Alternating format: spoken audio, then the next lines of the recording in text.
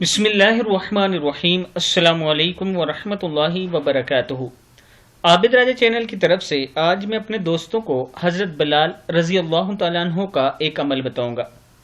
محمد بن جعفر بن زبیر نے عروہ بن زبیر سے روایت کی ہے کہ بنی نجارہ کی ایک صحابیہ نے فرمایا کہ مسجد نبوی کے گرد جتنے گھر تھے میرا گھر ان میں سب سے بلند تھا۔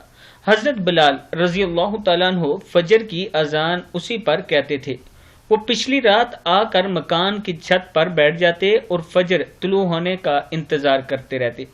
جب اسے دیکھتے تو انگڑائی لیتے اور کہتے، اے اللہ میں تیری حمد و ثنا بیان کرتا ہوں اور قریش کے مقابلے میں تیری مدد چاہتا ہوں کہ وہ تیرے دین کو قائم کریں۔ وہ فرماتی ہیں کہ پھر اذان کہتے۔ ان کا بیان ہے کہ خدا کی قسم میرے علم میں ایسی ایک رات بھی نہیں جبکہ انہوں نے یہ الفاظ نہ کہے ہوں۔ کتاب کا حوالہ یہ نیچے موجود ہے، آپ دیکھ سکتے ہیں۔